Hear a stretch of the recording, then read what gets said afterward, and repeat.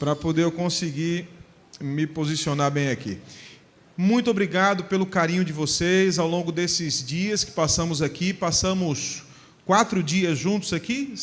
Quarta-feira à noite, tempestade, chuva, Marcinho aqui, um remanescente fiel, firme aqui, não arredou o pé e foi uma bênção estarmos aqui na quarta-feira à noite. Quinta-feira à noite tivemos também um segundo momento especial, ontem à noite e hoje pela manhã. Eu quero só destacar alguns pontos bem breves. O primeiro, eu não estarei aqui amanhã à noite, obviamente, encerramos a nossa meia semana de mordomia aqui, e amanhã à noite vai ter um programa especial voltado para as mães. Eu queria já aqui deixar o meu abraço e as minhas felicitações a todas as mamães aqui presentes. Eu tenho certeza que Deus, Ele dá para a mulher que é mãe alguns dons exclusivos para ela, porque não tem como lidar com a maternidade se não tiver um dom especial vindo do céu para poder lidar com o filho. Porque eu vou dizer uma coisa a você, é tremendo o que uma mãe faz em favor do seu filho, porque enquanto nós trabalhamos para construir as coisas que são relacionadas a esta vida e a este mundo, a mãe trabalha para construir um caráter para a eternidade. É algo que de grande importância, e eu louvo a Deus pelas mamães aqui presentes. Quantas aqui são mães? Deixa eu ver. Tem mãe biológica, tem mãe do coração também, aquela que adota, tal. Só mãe de pet que não está valendo por enquanto, mas vamos pensar nisso aí mais para frente. Mas por enquanto as mamães, deixa eu ver as mamães. Parabéns, parabéns. Você está perto de uma mãe aí? Dá um abraço nela, por gentileza. Felicita ela, parabéns pelo seu dia, que é amanhã, mas eu já estou deixando hoje aqui, porque eu não vou estar aqui amanhã. Então eu já estou adiantando meu lado hoje, deixando esse abraço para você. Isso. Eita, era só na que estava do lado, gente. Aí tá, a que está atrás, a que está do lado de fora. Até do lado de fora já foi lá alguém abraçar. Mas tá bom, muito bom. Amanhã vai ter festa aqui hoje à noite, amém? Você não pode faltar. Hoje à tarde também vai ter uma festa especial aqui. Às 16 horas, é isso? Ou 15h30? Eu fiquei confuso com o horário. 15, 16, 16. Também conhecida como 4 da tarde. Você pode estar aqui para celebrar uma festa espiritual chamada Ceia do Senhor. E é uma oportunidade de renovação do compromisso feito com Cristo ali no batismo. É uma oportunidade de nós refazermos a nossa aliança com Ele, ou renovarmos a nossa aliança com Ele, através da ceia do Senhor. Portanto, esteja aqui hoje à tarde, participe desse momento especial. E hoje, pela manhã, nós vamos meio que dar continuidade ao que começamos ontem à noite. Nós estamos em uma meia semana de mordomia cristã. Mordomia cristã trabalha, eu falei no primeiro dia, algumas pessoas dizem assim, olha, mordomia cristã trabalha com 4 T's, letra T. Qual é o primeiro T? Tempo. É como nós lidamos com o tempo, como organizamos o nosso tempo e como nós encaramos ou colocamos Deus em primeiro lugar no nosso tempo. E aí a gente tem o nosso momento de devoção pessoal. A lição da semana falou sobre oração, e aí como podemos ter uma vida de oração. Fala também do tempo que Ele escolheu para que nós separássemos. Esse tempo que Ele abençoou, santificou e descansou. Ele separou através da bênção, do descanso e da santificação de um dia em 7. E que dia é esse? A gente sabe disso porque a Bíblia diz, e a gente não tem como contestar o que a palavra diz. O sábado é um tempo separado exclusivamente para Deus. Mas Deus não quer apenas o nosso sábado. Ele quer todo o tempo da nossa vida, vivido para a glória dEle. Mas a gente demonstra que todo o restante do tempo é dEle quando a gente separa essas 24 horas, do pôr do sol da sexta ao pôr do sol do sábado, para dedicarmos a Ele. Além do tempo, existe um outro T, que é o templo. O corpo como templo do Espírito Santo. Nós não somos de nós mesmos, nós somos comprados por um alto preço. E o apóstolo Paulo, na carta dele aos Coríntios, ele disse, acaso não sabeis que o vosso corpo ele é templo do Espírito Santo? Vocês não são de vocês mesmos. Ora, se eu não sou dono de mim mesmo, quem diz o que eu devo fazer com esse corpo é quem? É Deus. Ele é quem diz o que eu devo fazer com esse corpo. Portanto, o que eu como, o que eu bebo, o que eu visto, o que eu uso, tudo deve estar submisso, subjugado à orientação e vontade de quem? A minha vontade, ela vai para segundo, terceiro, quarto planos, mas a primeira vontade é a dele. Por isso, o nosso corpo, como o templo do Espírito Santo, é uma mensagem, uma abordagem dentro da mordomia cristã. Terceiro T, qual é? Talentos ou dons, aquilo que Deus nos dá como capacidade. Nós falamos sobre isso na quinta-feira à noite.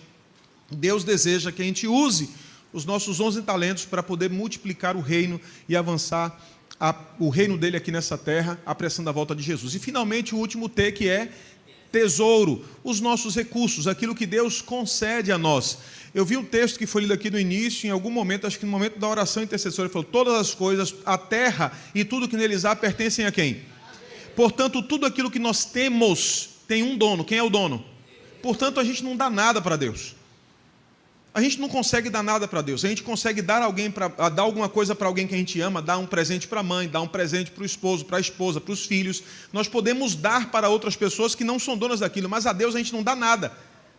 Por isso a gente não dá dízimo, a gente não dá oferta. A gente devolve, porque é de quem? É dele. A gente só decide se vai devolver a ele uma parte desse recurso ou não. E isso é a mordomia dos tesouros. Então esses 4 T's. Mas alguém, certa vez, cunhou uma frase que eu, particularmente, sou muito inclinado a concordar. Ele diz que mordomia não tem 4 T's, mordomia tem um T só. Um T só. Mordomia é tudo. Tudo que envolve a nossa vida envolve a mordomia cristã, porque nós somos administradores daquilo que o Senhor nos concedeu. Nosso templo, nosso talento, nossos tesouros, tudo que Deus confiou a nós, nós temos a responsabilidade de administrar para a glória dele. Na vida terrena de Jesus, os 3 anos e meio do ministério público e os 30 anos que ele passou em preparação para esse período, nós temos Jesus Cristo, ou relatos escritos sobre 2 temas proeminentes. Há 2 temas que os evangelhos mais mencionam. O primeiro tema mais mencionado por Jesus nos evangelhos foi... Palpite? Palpite? O tema mais citado: salvação, tá morno, o amor. Oi, hein? Ouvi alguém falando, alguém... Você bateu na trave. Esse foi o segundo tema mais falado por Jesus. O tema mais falado por Jesus foi o reino de Deus. Esse foi o assunto mais falado. Se você ler os evangelhos e marcar as vezes em que ele faz referência ao reino de Deus, você vai perceber que esse foi o assunto mais falado. Inclusive, depois da sua ressurreição, quando Jesus Cristo está 40 dias com os discípulos, Atos capítulo 1, verso 3, se eu não estiver equivocado, ele diz que Jesus passou 40 dias falando com eles acerca das coisas concernentes ao reino de Deus. 40 dias e uma agenda só um item na agenda, não tinha vários itens na agenda, era só um item na agenda.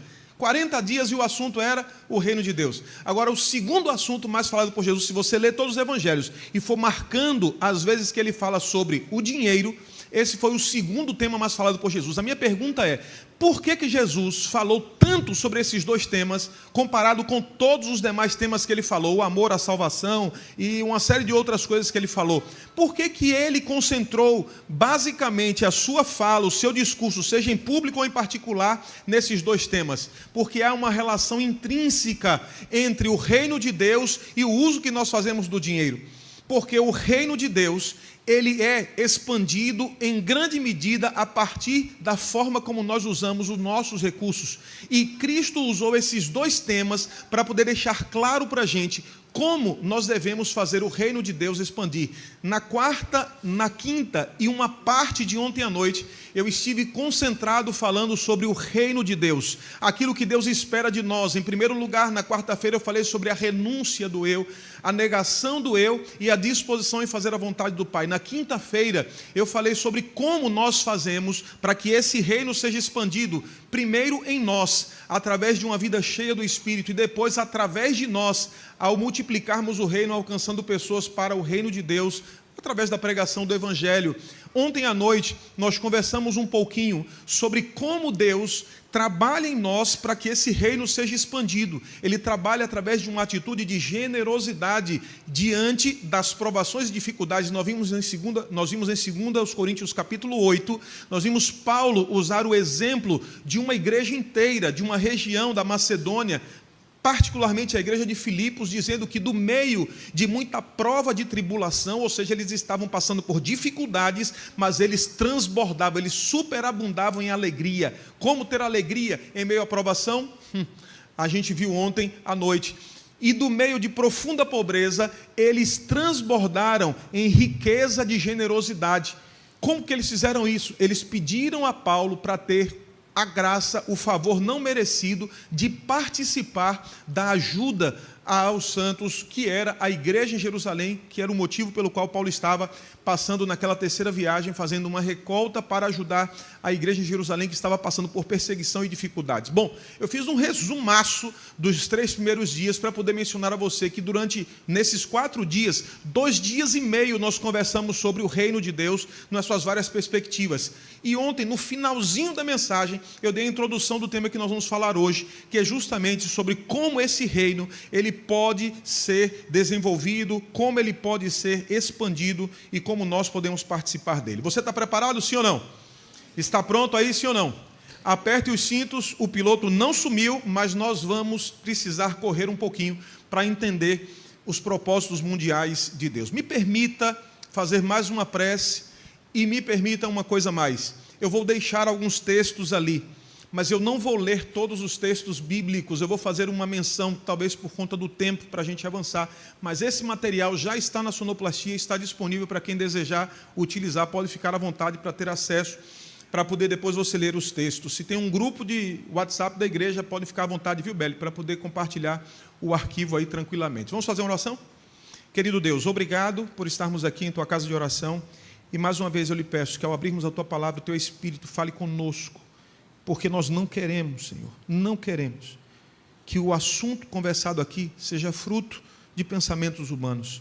Essas pessoas não estão aqui para ouvir o que um homem tem a falar para elas. Elas vieram para ouvir o que o Senhor tem a falar. Então, que eu desapareça e que o Teu Espírito Santo apareça e se manifeste através da palavra nesta hora, te pedimos em nome de Jesus. Nós vivemos para estabelecer propósitos mundiais. Afinal de contas, vocês me responderam aqui num desses dias que eu preguei. Quando Cristo veio à Terra, Ele veio para salvar uma parte ou veio para salvar o mundo inteiro? Ele veio para salvar o mundo inteiro. Portanto, os propósitos da igreja, os propósitos do reino, precisam atender objetivos mundiais. Por quê? Simples. Porque o sacrifício, ele foi por uma pequena porção da terra ou foi por toda a terra? Se você ler João 3,16, você vai lembrar, diz assim, porque Deus amou Salvador, porque Deus amou Brotas, porque Deus amou a Bahia, porque Deus amou o Brasil, ou porque Deus amou o mundo. Então, o sacrifício, ele teve alcance mundial. A provisão de salvação, ela é mundial, ela não é local, ela não é restrita a uma geografia, ela não veio para um só povo, ela veio para o mundo inteiro. Quando nós avançamos um pouco mais, nós vamos perceber, aí é um texto do livro Desejado de Todas as Nações, em que Ellen White ela vai dizer isso, nós somos chamados a erguer os olhos para terras distantes. Cristo derruba o muro divisório, os separadores preceitos da nacionalidade, ensinando amor por toda a família humana, e ela vai dizer, não faz diferença entre vizinhos e estranhos, amigos e inimigos, ensina-nos a olhar toda a alma necessitada como irmão e o mundo como nosso campo. Portanto, eu e você precisamos entender que a mensagem da salvação, o sacrifício de Cristo, ele foi com um propósito mundial. A visão que a igreja precisa estabelecer, portanto, é uma visão mundial. Nós não podemos estar aqui assentados na igreja, acolhedora, amável, amistosa, muito calorosa, que é a igreja aqui de Brotas. Eu, particularmente, todas as vezes que eu venho aqui, eu sinto como se eu sempre estivesse aqui. Eu sou acolhido, abraçado, sorriso na porta, no banco, em quem chega do lado. É assim ou não é, igreja? Tem alguém aqui que não é membro daqui, mas vem aqui vez ou outra? Deixa eu ver as mãos, deixa eu ver. É assim que você se sente aqui, sim ou não? Você sente acolhida, sente abraçada, não é assim que você sente? Como é teu nome? Micheline, é assim que eu me sinto. Mas a igreja, ela não pode ter uma visão apenas do que é local. Opa, aqui está o meu cantinho de céu na terra e pronto, acabou. Eu preciso me preocupar apenas com essa igreja. Opa, eu e você precisamos atender que nossa visão, ela não pode ser local. Ela precisa ser uma visão mundial. Por quê? Primeiro, porque o sacrifício foi mundial. Segundo, porque a mensagem ela é mundial. Se você for Apocalipse capítulo 14, verso 6, você vai ter ali o início das 3 mensagens angélicas, e o versículo 6 vai dizer: vi outro anjo voando pelo meio do céu, tendo um evangelho eterno para proclamar aos que estão em Brotas. Aos que estão aonde? Em toda a terra. A cada tribo, nação, povo e língua, a todos. Portanto, a mensagem, ela precisa ter abrangência mundial. Se nós aqui temos a possibilidade de ouvir do Evangelho, quem está do outro lado do planeta também precisa ter a mesma oportunidade. Concordam com isso, sim ou não? Perfeito. E aí está um texto, mais um texto do livro Testemunhos Seletos, volume 2, onde ela diz: estamos nos aproximando do fim da história terrestre e temos perante nós uma grande obra, a finalizadora obra de dar a última mensagem de advertência ao mundo pecaminoso. Não é até um país, não é só até um bairro, um estado, é até um mundo que está passando pela situação de pecado. O ministério, ou seja, todo o processo e estrutura para que esse reino se expanda, ele também tem abrangência mundial. Mateus capítulo 28, dos versículos 18 a 20, depois de ressuscitar, Jesus Cristo disse para os seus discípulos: vão e façam discípulos de todas as nações. Todas as nações. Portanto, o que eu quero dizer nessa introdução é que o sacrifício ele teve abrangência mundial, que aquilo que eu e você entendemos como ministério e como salvação, ele tem abrangência mundial. Aquilo que Deus ele fez para nós em termos de mensagem mundial. Portanto, a visão de igreja que precisamos ter é uma visão o quê, irmãos? É uma visão o quê? Mundial. Mundial. Murilo, e aonde fica então a igreja local dentro desse conceito? Bom, esse texto aqui do livro Serviço Cristão, página 15, ele diz onde entra a igreja local nesse processo. Eu não sei se lá do fundo você vai conseguir ler. Dá para enxergar a letra aí, sim ou não? Não dá, né? Mas do meio para frente dá. Eu vou pedir para você ler comigo no 3, tá bom? 1, 2, 3. A igreja é um instrumento apontado por Deus para a salvação. Desde o princípio tem sido o plano de Deus que através seja refletida para o mundo sua plenitude e suficiência. Aos membros da igreja, a quem ele chamou das trevas para a sua maravilhosa luz, compete manifestar. Ele quer alcançar só o bairro de Brotas, Salvador, Bahia, ou ele quer alcançar o mundo inteiro? Então a igreja local, ela precisa entender que o seu propósito, que o seu objetivo, que a sua vida precisa ser aquilo que é chamado no meio corporativo de um pensamento glocal. Eu estou localmente, mas eu penso globalmente. Eu estou inserido numa aldeia global. Aquilo que eu faço aqui reflete do outro lado do mundo de alguma maneira. Por que o preço do arroz sobe aqui? Porque foi comprometida a colheita lá na Ásia, que consome muito arroz. Por que o preço do leite subiu aqui? Por que o preço da gasolina subiu na bomba aqui? Porque o Estreito de Hormuz, do outro lado do mundo, foi fechado. Então nós vivemos em uma aldeia global. Nós não podemos pensar localmente como igreja. Nós precisamos ter essa visão local. Eu penso globalmente, embora eu haja localmente. E com esse pensamento, a igreja local ela entende o seu papel. Qual foi o plano que Deus estabeleceu para que a igreja conseguisse fazer com que o sacrifício, a mensagem e a estrutura da igreja ela pudesse alcançar o mundo inteiro? Ela faz uso dos recursos, os mais diversos possíveis, e dentre eles também o dinheiro. No livro Testemunhos, volume 7, página 215, Ellen White diz: o dinheiro de Deus, o dinheiro de quem, irmãos? O dinheiro de quem? O dinheiro de Deus deve ser usado não apenas em nossa vizinhança imediata, mas nos países e ilhas longínquas. Ou seja, eu e você precisamos entender que o que nós fazemos aqui precisa alcançar o outro lado do mundo. E a Igreja Adventista do Sétimo Dia, e aqui, por favor, nada de vaidade, orgulho, ufanismo religioso. e em respeito a todos aqueles que porventura estão aqui assistindo presencialmente ou acompanhando a transmissão, que não são adventistas, isso daqui não tem nada de vanglória.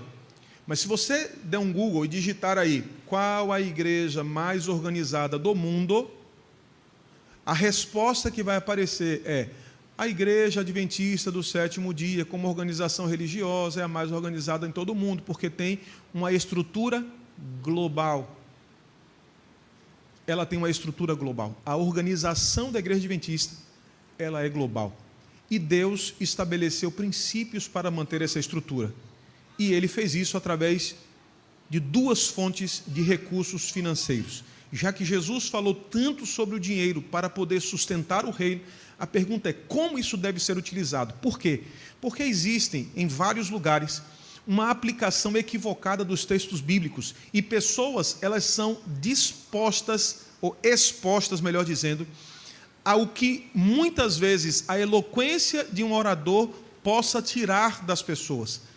E aí as pessoas, muitas delas dão rios de dinheiro, achando que Deus, Ele pede isso de nós. Ele não precisa do nosso recurso, mas Ele nos deu princípios básicos de como deveríamos lidar com o recurso, para que a gente possa fazer o reino expandir, para que a gente possa cuidar da família, para que a gente possa ter nossos sonhos realizados, mas entendendo aonde deve estar o nosso coração. Ele estabeleceu então princípios básicos, e o primeiro deles foi o dízimo. Eu quero convidar você a abrir o texto de Levítico 27. Levítico 27. Lá no Antigo Testamento, nós vamos ver, é um dos primeiros livros da Bíblia, Levíticos 27. E nós vamos ver uma instrução clara acerca deste assunto. Levíticos 27.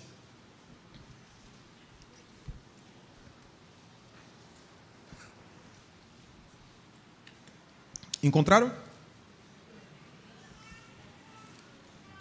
Levíticos 27. Nós vamos ler o 32 e o 33. Olha o que diz aí. Diz assim: no tocante às dízimas, ou a 10ª parte do gado e do rebanho, de tudo o que passar debaixo do bordão do pastor, o dízimo será o que, igreja? Santo ao Senhor. Versículo 33. Não se investigará se é bom ou mal, nem o trocará, mas se de algum modo o trocar, um e outro serão santos, não serão resgatados. Murilo, o que ele está dizendo? Bom, aqui ele está escrevendo para uma sociedade predominantemente agropastoril. Então ele está dizendo o seguinte: a renda que você tem, o aumento dela, vamos usar o rebanho como exemplo. Ele disse: você que é um pastor de ovelhas, não pastor no sentido que a gente tem hoje de pastoreio de igreja, mas a profissão do pastoreio, ele diz assim: você que é um pastor, você vai ter um período em que seu plantel vai aumentar. Depois que você tiver o aumento do plantel, você coloca na fila todos os que nasceram durante esse período. E a 10ª parte desse crescimento, ele é do Senhor. E ele qualifica o dízimo, dizendo que o dízimo, ele é... Qual é o qualificativo? Santo. O que é santo? Separado para uso sagrado. Então ele diz: você está aqui, colocou o bordão e vai passando a filinha. 1, 2, 3, 4, 5, 6, 7, 8, 9, 10. O 10º é do Senhor. Esse é o dízimo. Só que ele diz, qualifica como santo e diz: você não vai investigar. O que significa isso? Você não vai olhar como é que ele está. Ele pode ser manco, ele pode ser cego, ele pode ser magro, ele pode ser fraco, ele pode ser do jeito que for. O dízimo você não investiga, você separa e aquele é do Senhor. Agora, se você quiser trocar, é um direito que lhe assiste, mas não é necessário. Não é necessário. Você pode pegar o 10º e separe, é do Senhor. Agora, quando ele fala das ofertas, vamos ao livro de Levítico, capítulo 3. Vamos primeiro ao capítulo 3. Aí mesmo é só voltar ao início do livro, capítulo 3. Capítulo 3. E nós vamos ver o que diz os versos 1 e 2. 1 e 2. Diz assim, posso ir? Se a oferta de alguém for sacrifício pacífico, se fizer de gado, seja macho ou fêmea, oferecê-la de que maneira, diz aí? De que maneira? Sem defeito. Enquanto o dízimo não era investigado, a oferta deveria ser de que maneira? Sem defeito diante do Senhor. Verso 2: E porá a mão sobre a cabeça da oferta, imolará diante da porta da tenda da congregação, e os filhos de Arão, os sacerdotes, aspergirão o sangue sobre o altar e ao redor. Avance um pouquinho para o capítulo 6, verso 25. 6, verso 25. A Bíblia diz assim: Fala a Arão e a seus filhos, dizendo... Isso foi Deus falando com Moisés. Fale para Arão e para os seus filhos, dizendo: Esta é a lei da oferta pelo pecado, no lugar onde se imola o holocausto, se imolará a oferta pelo pecado, perante o Senhor. Agora ele qualifica a oferta, ele diz que coisa? Coisa santíssima. Ele qualificou o dízimo como? E a oferta? O que é santíssimo? É um superlativo de santo. Opa! Eu estou começando a entender que existe uma diferença entre essas duas coisas na Bíblia. Se você olhar o capítulo 7, verso 1, ele repete esse qualificativo. Ele diz: Esta é a lei da oferta pela culpa. E a oferta pela culpa, coisa santíssima é.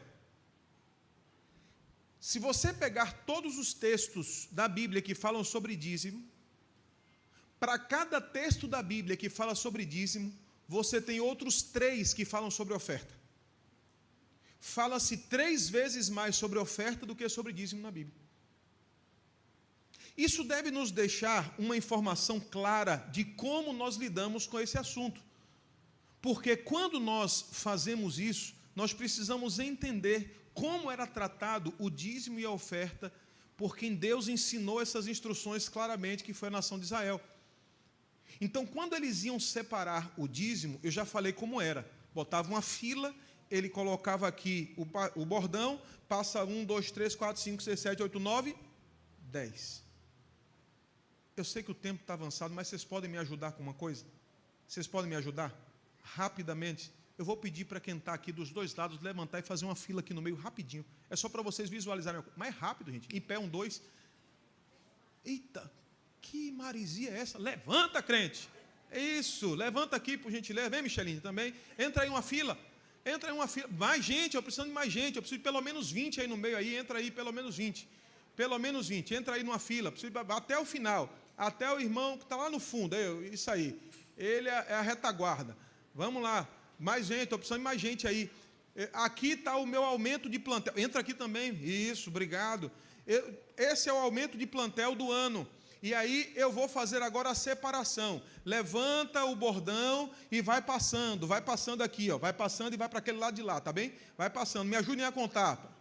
1, 2, 3, 5, 7. É que vocês não estão vendo. 8, 9. Opa, parou aqui. Pode ficar aqui, por gentileza. 10. Essa aqui é o quê? Dízimo. Tá ali. Aí eu vou de novo, continua a conta. 1, me ajude. Para lá. 3, 8, 9. Opa. Essa aqui vai para onde? Para lá. E aí ele continuava a contagem. Pode passar. E aí vai 1, 2, 3, 4. O 10º vai para lá. O que é isso aqui? Dízimo. Para lá vocês. Eu preciso investigar? Preciso olhar como é que está? Do jeito que tiver, eu faço o quê? Devolvo. Fechei a porta do aprisco e agora eu vou separar a oferta. Vou separar a oferta. Só que ela diz algo interessante, Ellen White diz algo interessante aqui. Ela diz assim, olha só o texto. As contribuições exigidas dos hebreus para fins religiosos e caritativos montavam 1/4 parte completa de suas rendas. O que é quarta parte? Quarta parte é quanto? 25. 1 em 4. 25%. Estamos de acordo com isso? A conta está certa aí? Cadê o cálculo 1? Até aqui eu vou. Eu não posso dizer, eu fiquei tentado a dizer ali, mas eu comecei a fazer engenharia de Minas na Federal. Na primeiro semestre que eu fiz cálculo 1, eu vazei e fui para outra área. Não terminei o curso. Que negócio, aquilo ali é insano. Veja, quarta parte significa quanto por cento? 25%. Então ele diz, a contribuição exigida era 25%. Uma taxa tão pesada sobre os recursos do povo, poder-se esperar que os reduzisse ao quê? A pobreza. Puxa, como é que eu vou separar 25% das minhas rendas para os fins religiosos? Isso é muito pesado. Isso vai me levar à pobreza. Mas ela continua dizendo no livro Patriarcas e Profetas, mas ao contrário, a fiel observância desses estatutos era uma das condições de quê? Da prosperidade da nação de Israel. Aliás, diga-se de passagem, vamos e convenhamos, boa parte das grandes riquezas do mundo estão concentradas ainda hoje nas mãos de quem? Judeus. Judeus. Bom, quarta parte. Ali está quanto por cento? Se é quarta parte, 10 para 25, falta quanto? Então significa que o judeu, ele separava 10% do dízimo, sem investigar se era bom ou ruim, porque o dízimo é? Qual é o qualificativo? Santo. Mas ele separava quanto por cento de oferta? 15. Se eu tenho 20 no aumento do meu plantel, e o meu dízimo é 2, então 15% são quantos? São quantos? Não. 15% de 20 na minha conta dá 3. 3. Agora, como é que ele escolheu os 3? Deixa eu olhar como é que está o olhinho, como é que está o cabelinho, como é que está. Aí ele ia escolhendo e via, está tudo certo, foi só a garrafa. Ele ia escolhendo. Agora eu estou numa situação difícil. Eu vou pegar as criancinhas para não ter problema, né? Vem cá você. Vem cá vocês três. Vem cá vocês três. Vem cá, ligeiro. Aí vem os 3. Vem cá com o tio, é rápido, não vai falar nada. Aí ele pegava os melhores e separava como? Como oferta. Porque além de investigar, eles eram qualificados como santíssimo. Agora olha que coisa curiosa. Eu queria que vocês me façam a gentileza, já que vai vocês 3 para lá. Vai vocês 3. Vai juntinho. Para cá. Faz de conta que esses 2 são 1. Tá? Aí 1, 2, 3. Essas 2 aqui são o quê? Dízimo. Esses 3, vamos supor que tenha 3 aqui, são o quê? Significa que a oferta era maior, mais expressiva do que o. E tudo isso daqui pertencia a quem? Tudo isso aqui agora pertencia a quem? Ao dono do rebanho. Com isso daqui, ele alimentava a família. Com isso daqui, ele pagava as contas. Com isso daqui, ele lidava com todas as despesas dele. Eu lhe pergunto, quando você olha proporcionalmente, primeira coisa, quem deu as 20 cabeças de gado para aquele pastor? Quem foi que deu? De quem pertence todo o rebanho? Mas ele diz para a gente devolver a maior ou a menor parte para ele? Quando você olha, a disparidade é absurda. Sabe o que é mais absurdo? É a gente achar o seguinte: olha, com isso daqui eu não consigo viver, então eu vou pegar um pouquinho daquilo que é de Deus para usar para mim. Aí eu oferta, não, só um percentual pequenininho, deixa ele aqui. Mas esse mês foi tão apertado, eu estou precisando de mais aqui, então eu não vou devolver todo o dízimo não, eu vou ficar com mais um pedacinho para mim. Senhor, está tão difícil, está tão apertado, esse negócio de dízimo e oferta é conversa de pastor, eu não vou devolver mais nada, é tudo para mim.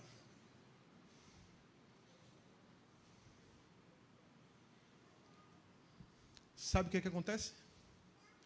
Quem acha que esses 25% vão resolver o que os 75% não fez, acaba chegando a uma conclusão: nem os 100% vai ser suficiente para você. Mas quando separamos devidamente o que é de Deus, ela disse, alguns pensaram que isso poderia reduzi-los à pobreza, mas foi exatamente essa a razão da sua prosperidade. Porque quando separamos devidamente o que pertence a Deus e devolvemos a Ele o que é dele, Ele se encarrega de multiplicar as bênçãos sobre aquilo que Ele confiou a nós para atendermos às nossas necessidades. Amém? Uma saudação para os nossos amigos. Foram um rebanho perfeito. Pode voltar para o lugar berrando. Brincadeira, brincadeira, brincadeira, brincadeira, brincadeira. Brincadeira. Gente, deixa eu passar para cá. Obrigado. Obrigado aí a vocês pela disposição. O que ele estava ensinando para a gente? Que quando nós colocamos Deus em primeiro lugar, Ele se encarrega de cuidar de todas as demais necessidades nossas. Mas Murilo, como é que esse recurso ele alcança o mundo todo? Como é que a minha fidelidade aqui, na igreja de Brotas, através dos dízimos e das ofertas, como é que isso pode fazer com que o mundo inteiro seja atendido? Aqui está o plano financeiro da Igreja Adventista do Sétimo Dia. Está miudinho, mas você pode depois ter o PowerPoint e você pode ficar com ele. De cada R$100 em dízimos, R$71 ficam na associação a qual o dízimo foi devolvido. Para quê? Para atender a obra nessa localidade. R$9 vai para a divisão sul-americana, para a obra na América do Sul. Outros R$9 vai para a União Leste Brasileira, que são os estados da Bahia e Sergipe. R$5,50 vai para um seminário, formação de pastores, e também para ajuda na educação na parte religiosa ou evangelística da educação. 2,5% vai para Novo Tempo.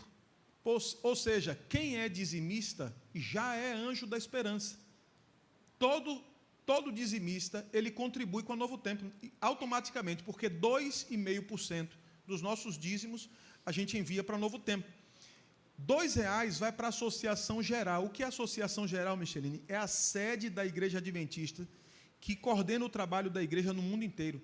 Então, 2% do dízimo do mundo inteiro vai para a Associação Geral, para poder o Evangelho ele ser distribuído e atendido de forma equitativa, para que todos os lugares, mesmo os que não têm recursos, possam ter obreiros e servidores na pregação do Evangelho naquela localidade. E mais 1% ou R$1 dos 100 vai para avançar a obra de publicações. E as ofertas? As ofertas são distribuídas assim. Quando eu devolvo as minhas ofertas através do sistema de um pacto, ou seja, quando eu não direciono a oferta, eu vou colocar aqui para reformar o banco, eu vou colocar aqui para reformar o ar-condicionado, vou botar aqui no clube de desbravadores porque tem Campo da divisão no que vem, eu vou colocar aqui no clube de tal porque o negócio está difícil. Ops! Quando a gente não faz isso, a oferta tem esse rumo aqui, 60% fica na igreja local, para todas as necessidades, é a maior parte. 20% vai para as missões mundiais, vai alcançar o outro lado do mundo, mesmo você estando aqui. Esse é um pensamento, é uma atitude glocal. Eu estou aqui, mas eu estou pensando no mundo inteiro. Esse é um propósito mundial. E 20% fica para projetos missionários na nossa geografia. 14% na associação, 3,60 na união, 2,40 na divisão. Assim são distribuídos os 20%. Portanto, as ofertas que são entregues aqui, elas não vão todas para a associação. 60% fica no caixa da igreja local, 20% para as missões mundiais e 20% é repartido aqui na Associação Bahia, uma parte para a Bahia e Sergipe e outra parte para a América do Sul. O que a igreja está dizendo? Que nós somos uma família mundial e que os nossos recursos, eles atendem a todos os cantos, porque nós temos propósitos mundiais. Amém? Isso não enche seu coração de alegria? Hein? No 7Me tem essa no aplicativo. Então, agora, quando eu, ao invés disso, eu direciono a minha oferta para uma área específica, aí acontece uma coisa. Eu vou pular esses textos, você lê depois. Mas quando eu direciono, esse texto ele é importante, diz assim, centralizar tantas coisas num único lugar é o que, irmãos? Um erro, e favorece o quê? O egoísmo, que é o nosso maior inimigo. Deus, irmãos, Deus não precisa de dinheiro para fazer a obra dele avançar. Porque antes da gente contribuir, ele já fez a igreja chegar até aqui. E depois que a gente morrer, ele vai continuar fazendo. E quando a nação de Israel era escrava no Egito, Deus continuou fazendo a obra avançar. Ele não precisa. Dizimar e ofertar não é porque Deus precisa, é porque a gente precisa. Ele nos pede isso para a gente arrancar, para ele arrancar o egoísmo do nosso coração. Porque com egoísmo, a gente não vai conseguir atravessar os portais celestiais. Não vamos.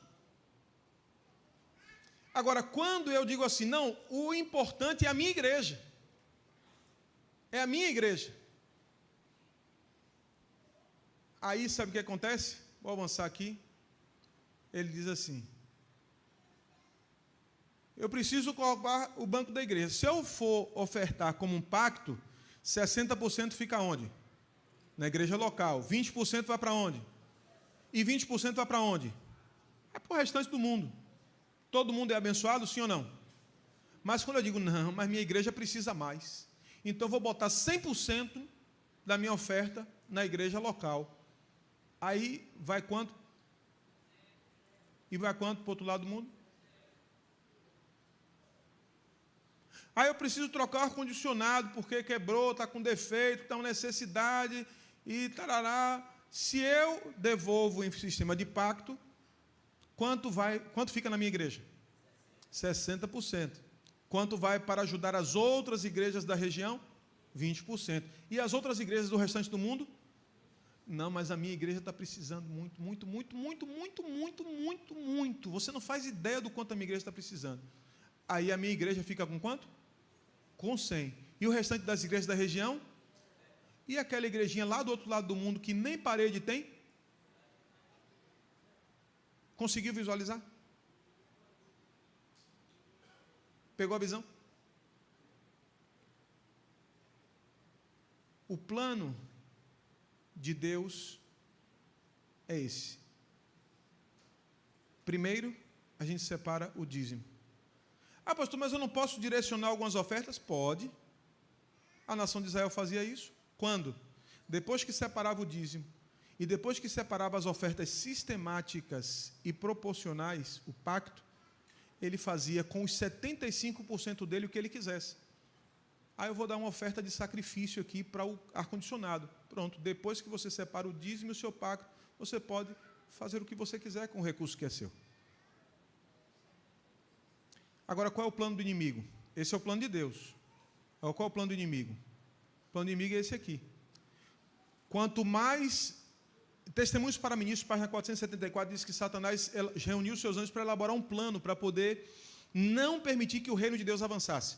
E ele falou assim, bom, o plano é o seguinte, quanto mais dinheiro eles obtiverem, tanto mais prejudicarão o nosso reino, tirando de nós os nossos súditos.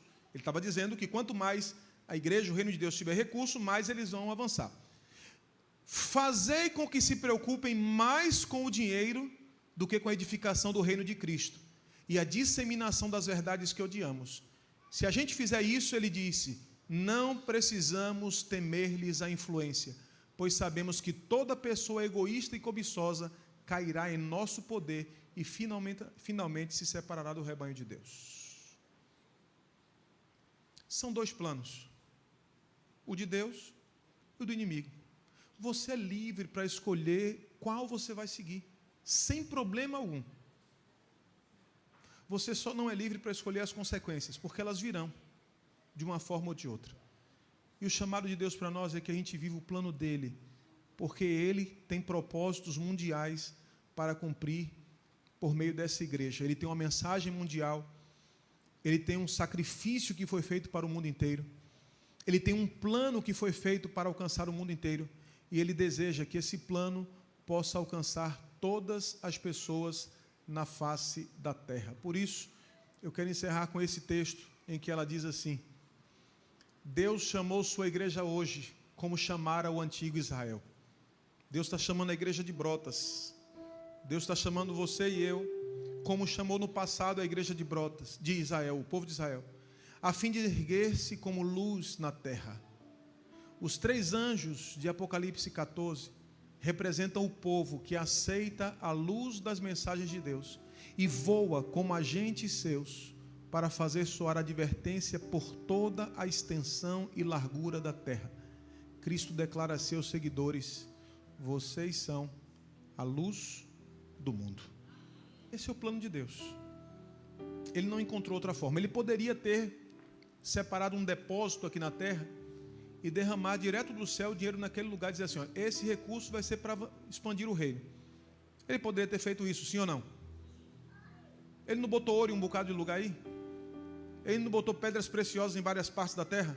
Ele poderia juntar tudo isso em um depósito e dizer assim: ó, isso aqui é para avançar o reino de Deus na terra. Podia fazer ou não podia?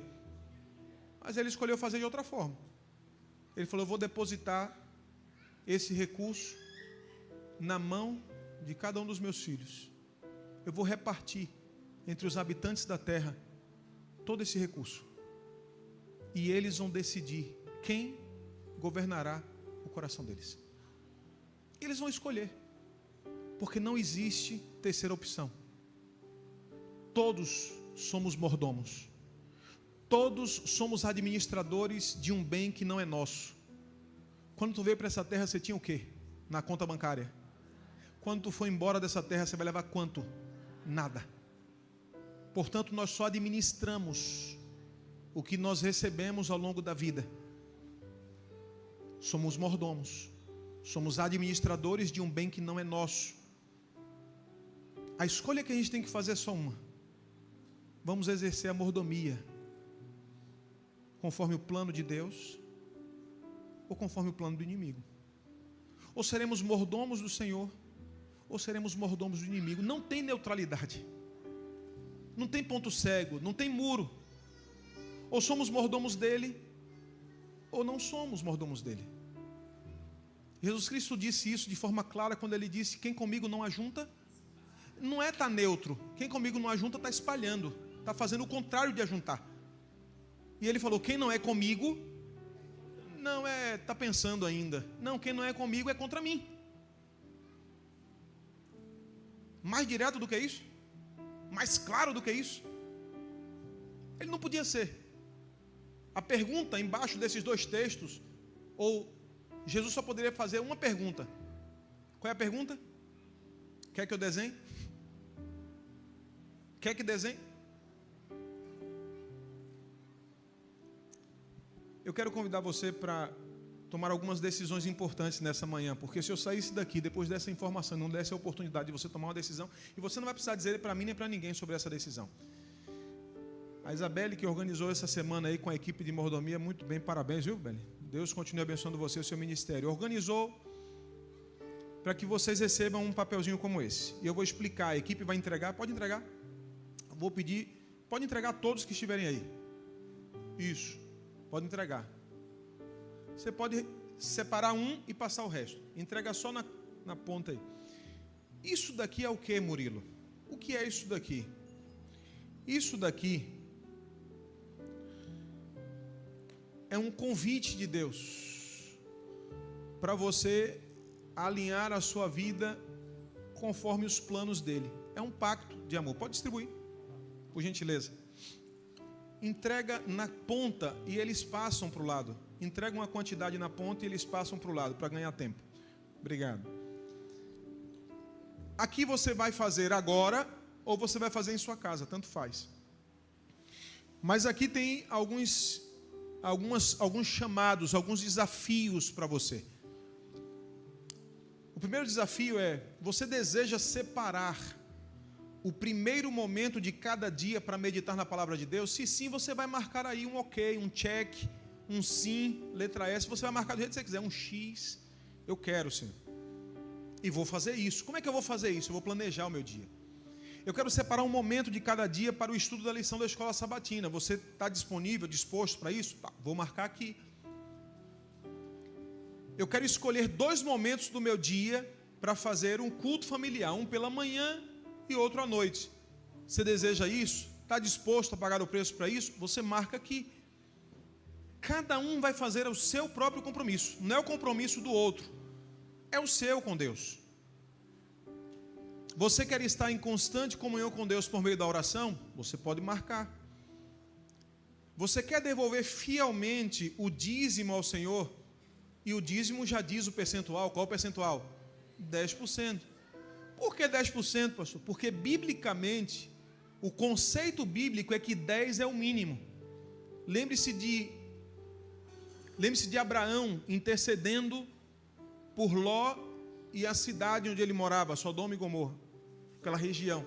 E se tiver ali 50, o senhor vai distribuir 50? Não, 40, 30, 20. Aí ele para onde? Em 10. Ele não fala menos do que 10. Por quê? Porque na mentalidade judaica 10 é um piso, é o mínimo. Então o dízimo Deus separou a menor parte.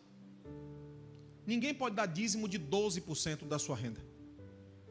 Como também não pode dar 9%. Porque dízimo é a 10ª parte. Além disso, você quer dedicar parte, um percentual regular de suas rendas como oferta, você pode colocar aqui. A nação de Israel entregava 15%. Você pode escolher a sua.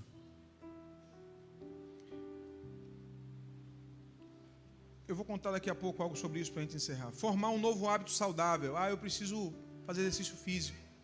Eu preciso melhorar minha alimentação. Eu preciso melhorar... Pronto, eu preciso tirar... Marca aqui. E quero trabalhar usando meus dons e talentos. Você vai marcar, você vai assinar e você vai guardar na sua Bíblia. Você não vai devolver para ninguém isso. É seu. Não é um compromisso com o outro, não é um compromisso com a igreja, é um compromisso com Deus. Você faz e guarda no seu particular. Eu quero só comentar algo antes da gente encerrar. Como eu demoro de vir aqui mesmo, estou passando do horário. Vocês não vão poder reclamar de mim na próxima, mas vai ter esquecido. Perdão, eu vou tomar só mais 5 minutos seu. Eu estava no meu primeiro ano de ministério na ilha de Itaparica. Foi o meu primeiro distrito pastoral. E aquele foi o ano, 2008, do primeiro e grande Impacto Esperança. Eu não sei quantos vão lembrar. Viva com Esperança. Outdoor pelas ruas, livros e um monte de coisa. Caminhadas, grandes movimentos, aquela coisa. E eu estava ali mobilizando o distrito para essa grande arrancada. E resolvemos fazer uma camisa. Tinha uma camisa branca com a manga verde, tal, e a arte. E resolvemos fazer uma camisa e divulgamos para os irmãos de todo o distrito. Eu tinha nessa ocasião 11 igrejas que eu cuidava. Reabri uma 12ª e nos outros anos abriram mais 3. Quando eu saí tinham 15, mas nessa hora tinham 11, 12 já. E saímos divulgando e o pessoal foi organizando. Eu quero a camisa, eu quero a camisa. Cada um foi pedindo. A gente juntou, mandou um pedido para um irmão daqui da Cidade Baixa que fazia camisas, P, o apelido dele. E ele falou assim: pastor, eu preciso de metade do valor para poder comprar o material e iniciar o trabalho. Eu falei, tá bom. Uma boa parte dos irmãos tinham pago logo, eu mandei o recurso, ele fez as camisas. Quando chegou na hora de entregar as camisas, precisava pagar a outra metade. A maioria dos irmãos tinha pago, mas tinha uma parcela de irmãos que não tinha pago ainda. E eu precisava pagar para receber essa camisa. O que é que eu fiz? Peguei o valor que eu tinha recebido para a manutenção da minha família e paguei a camisa e falei, os irmãos ao receberem a camisa vão devolver o valor e está tudo certo. Aí recebi a camisa, distribuí, teve a caminhada, foi aquele impacto, trio elétrico, aquele meio de Mar Grande, fantástico. Aí chegou segunda-feira. Aí eu falei, e agora? E tinha um grupo de irmãos que faltava acertar, os anciãos estavam cuidando disso, estava tudo certo. Aí eu recebi o valor referente às minhas receitas para poder viver aquele próximo mês. mas o que eu tinha tirado estava faltando para os meus compromissos. Foi uma quantia significativa para mim naquele momento.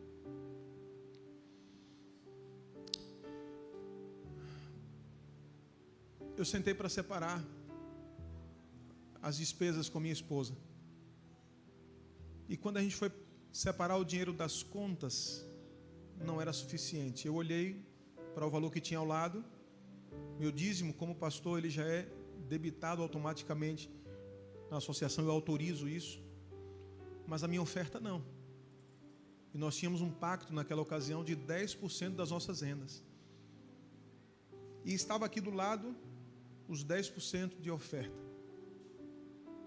E do lado de cá estava o que era meu.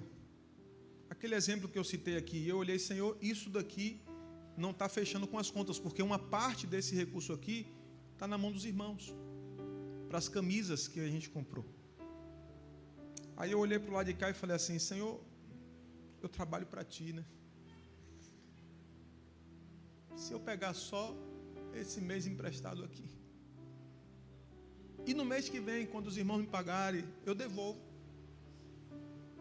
Estamos fechados. Eu já tinha ouvido um sim pela fé.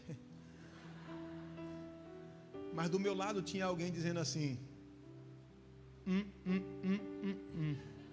Quem era essa? Minha esposa. E graças a Deus pelas esposas, amém?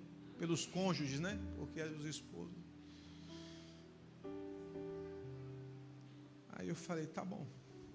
Tiramos a conta.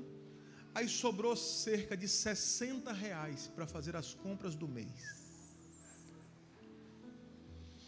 Aí eu falei, tá bom. Faz a lista. Aí ela anotou. Eu fui no mercadinho próximo de casa, ali em Mar Grande, que por ironia era Mercadinho Andrade, meu sobrenome. Eu falei, oh meu Deus. Aí entrei no Mercadinho Andrade, nem todos aqui sabem, mas antes do ministério, eu tinha negócios aqui em Salvador. Isaac me viu pequeno, né? Meu Deus, você é a prova da minha velhice, Isaac. Eu vi Isaac criança. Ele sabe, a gente tinha negócios ali no Cabula 6, farmácias, e tínhamos um mercadinho também, ali no bairro de Boca da Mata, a família. Então eu nunca precisei me preocupar, nem com remédio, nem com comida. Eu entrava no mercado, minha esposa fazia, comprava o que queria, passava, era nós, tudo certo. E agora eu estava entrando no mercadinho Andrade, mas que não era meu, com R$60 no bolso para fazer a compra do mês. E uma listinha.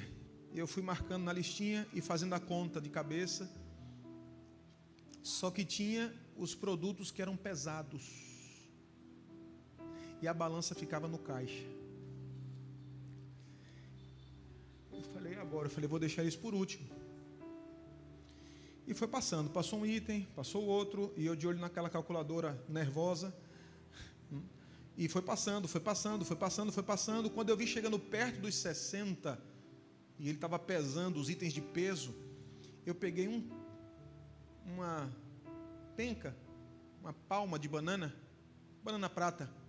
Peguei uma palma de banana e vi que estava chegando no escritório. Eu puxei discretamente, morto de vergonha interiormente, e coloquei naquela cestinha que fica próximo do caixa para devolução.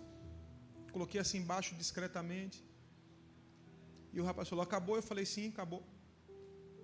Deu 58, um quebrado, eu paguei, ele me deu uns trocos, botei, e eu ia saindo. Mas quando o inimigo não vem, ele manda o secretário, né? Tinha uma pessoa atrás de mim no caixa e disse assim, moço, o senhor esqueceu a banana.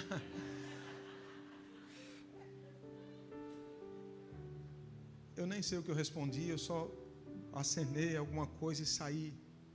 Mas eu voltei para casa naquele dia questionando a Deus. Eu não me julgue mal por isso, mas eu voltei esbravejando.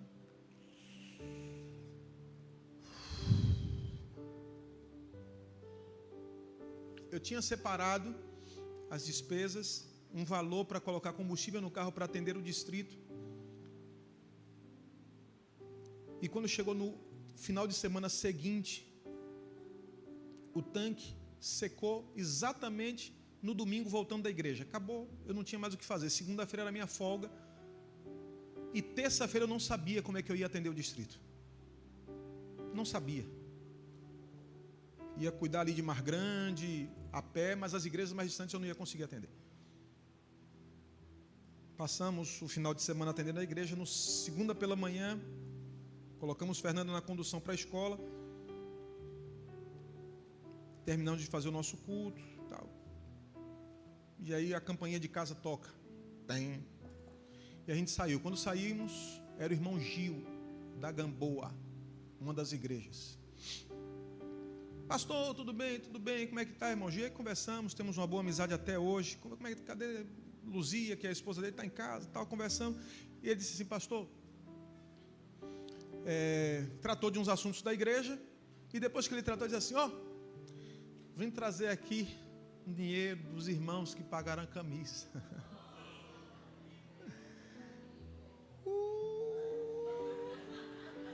Eu vou pegar aquela penca de banana hoje. Aí, só que eu não podia demonstrar isso, né? Eu estava rindo assim, ó. Só por dentro. Porque aquele recurso era de quem? Era meu, que eu tinha colocado para pagar a camisa dos irmãos. E eu estava esperando ele para isso. Bom, chegou. Ele entregou. Ele saiu da porta. Gil ia muito lá em casa, então nem sempre ia até o portão. Na porta a gente orava, ele se despedia, fechava a porta. Não, pastor, eu vou sozinho, eu fecho o portão. Ele fechava o portão lá da rua. Mas foi ele sair da porta, e eu e minha esposa ajoelhamos e começamos a agradecer a Deus.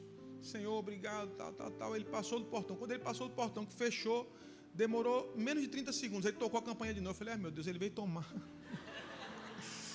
Estava errado, Senhor. Levantei e fui abrir o portão de novo. Quando eu fui abrir o portão, irmãos, aconteceu para mim uma das mais significativas, se não a mais significativa experiência da minha vida com Cristo. Tive várias, você também, mas essa foi muito significativa. Eu ia caminhando da porta para o portão, e o portão era vazado, tinha umas frestas. E ele, pela fresta, começou a falar, pastor, desculpa. Eu falei, agora. Aí quando eu cheguei no portão, ele, é que ontem eu estava limpando o quintal lá de casa, e Luzia mandou eu trazer isso aqui para o senhor. Se eu me esqueço, ela me mata. E ele me entregou. O quê? Um cacho. Um cacho de banana da prata. Diga amém. Eu falei, Senhor, o Senhor podia ter mandado uma barra de ouro. Não era tão significativo para mim quanto aquilo.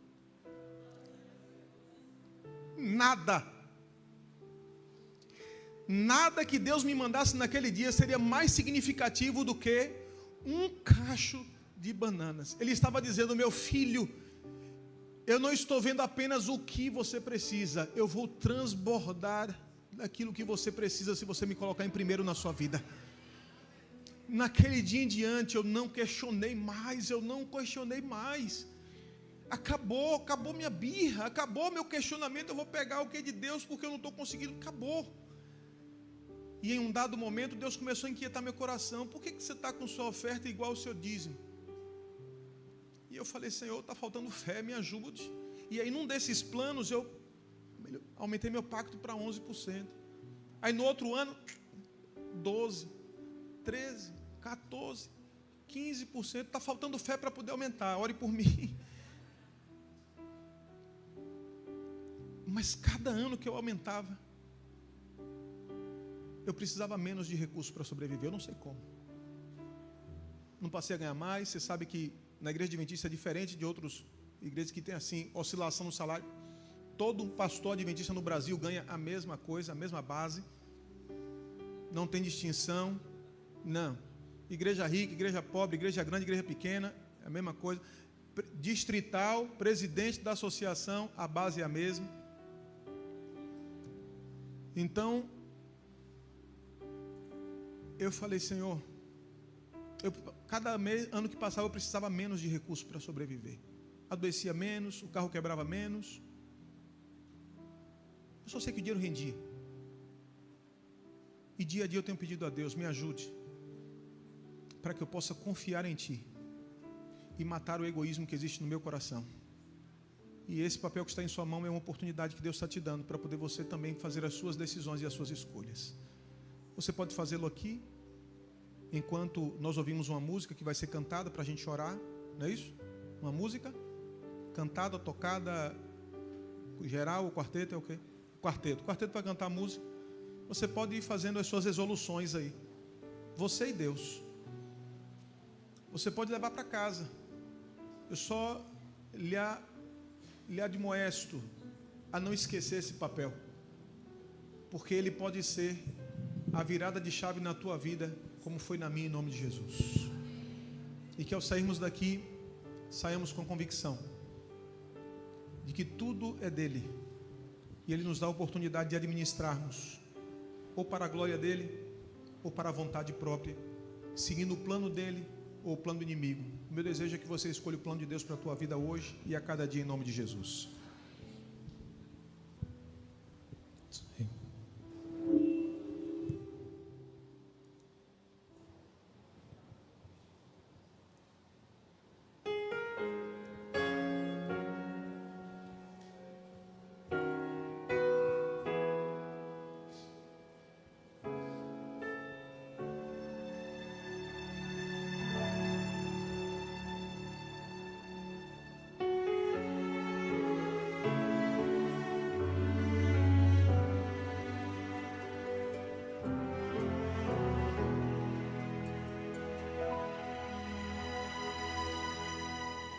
Muitos pedem sinais impossíveis para provar suas vãs teorias. Perdem tempo buscando respostas,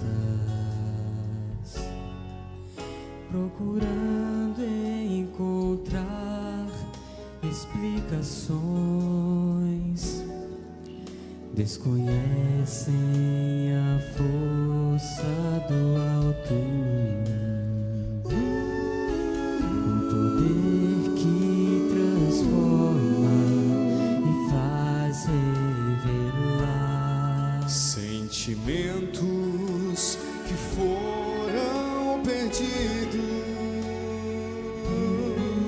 mas que Deus ainda pode outra vez renovar. Quero ver o milagre do amor, transformando a tristeza em louvor,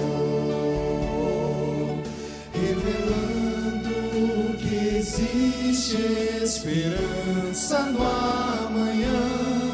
Quero ver o milagre do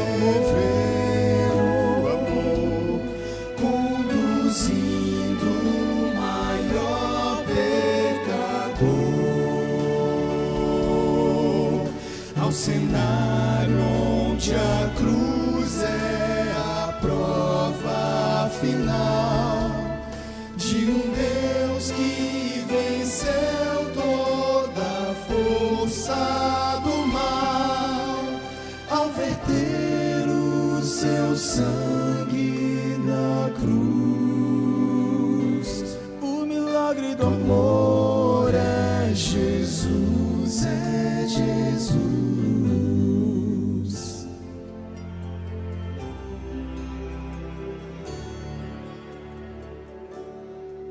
Muitos clamam por novos milagres, querem ver e tocar para crer, pedem provas que sejam visíveis, algo mais para enfim os convencer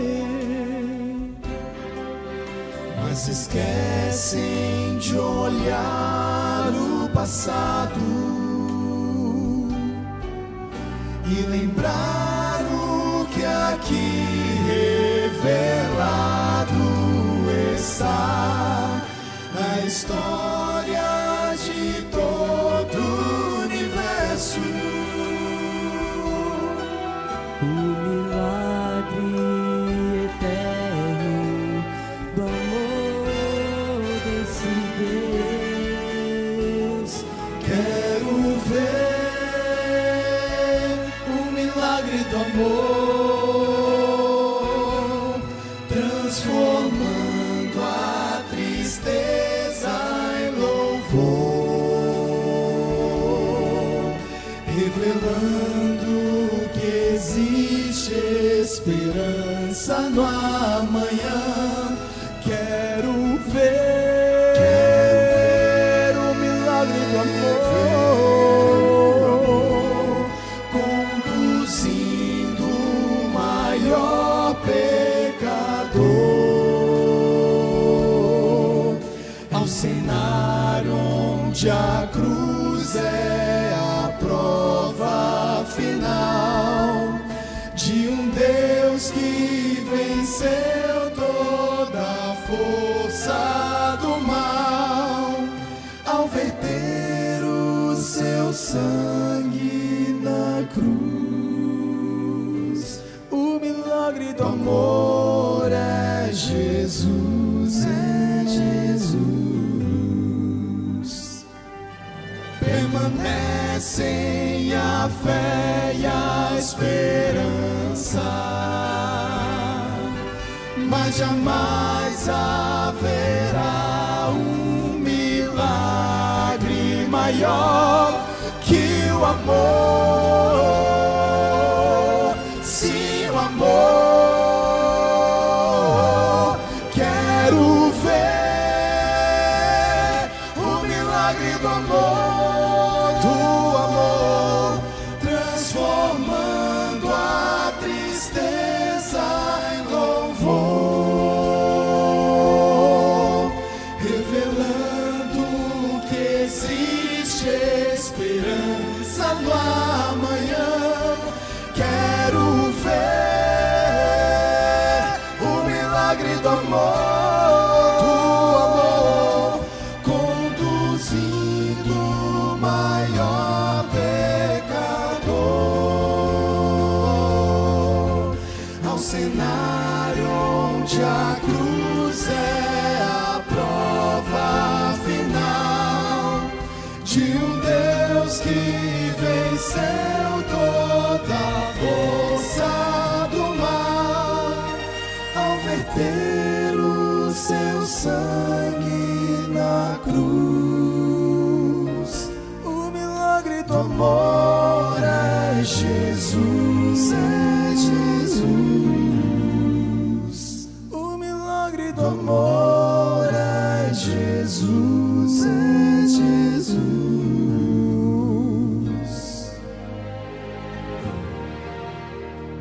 Amém.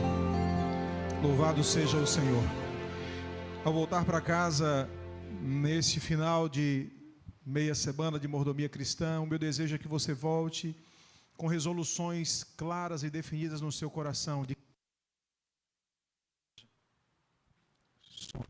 quem você deseja que governe a tua vida.